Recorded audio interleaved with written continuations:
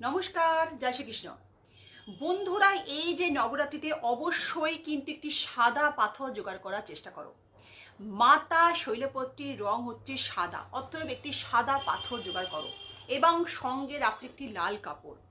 মাতা শৈলপুত্রীর যেহেতু সাদা রং, তখন কিন্তু যে তোমরা টোটকাটা করবে অবশ্যই সাদা কাপড় পরিহিত কোনো পোশাক পরে করবে এবং মাতাকে ভোগ হিসাবে কিন্তু চড়াবে অবশ্যই সাদা প্রসাদ।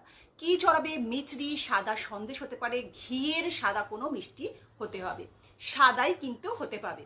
তো কি করবে? সেই সাদা পাথরটির ওপরে লাল কাপড় জড়িয়ে মা ভগবতীর সামনে তোমরা রাখবে এবং পাশে জ্বালাবে একটি ঘিয়ের সুগন্ধ প্রদীপ। সেই সুগন্ধ ধূপ দেখাবে, প্রদীপ জ্বালাবে। সকাল সন্ধে নবরাত্রি চলাকালীন এই পাথরটাকে কিন্তু মনে করবে স্বয়ং মা দুর্গা।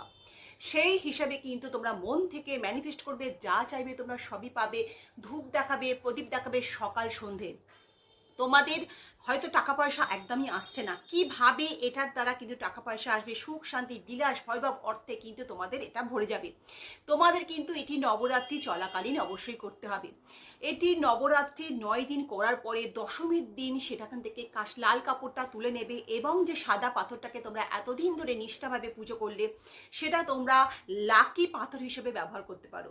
যদি কোনো ইন্টারভিউতে যাও, যদি কোনো তোমাদের হয়তো কোনো ভাইটাল কাজ আছে, পরীক্ষা, যে কোনো কিছুতে ওই পাথরটা লাকি পাথর হিসেবে কিন্তু কাজ করবে। সাকসেস অ্যান্ড সাকসেস পাবেই।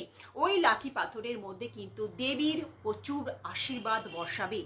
নবরাত্রিতে যে তোমরা পুজো করেছো তার মধ্যে কিন্তু দেবীর আশীর্বাদ ওই সাদা পাথরে কিন্তু যেতে বাধ্য।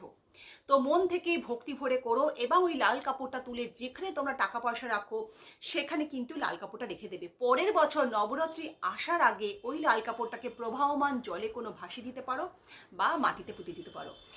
এই টোটকা তখনই কাজ করবে যদি তোমরা কমেন্টে জয় মা দুর্গা লেখো, তখনই কিন্তু কাজ করবে। তো আমার মনে হয় ভিডিও খুবই কার্যকর। এই নবরাত্রির 9 দিন আমি কিন্তু নানান টোটকা নিয়ে আসবো, রেমেডিগুলো করতে থাকো। মনে হয় কেন 100% নিশ্চিত ভিডিও খুব কার্যকর। বেশি বেশি করে ফরওয়ার্ড করো, যারা জানে না অবশ্যই তাদেরকে জানাও।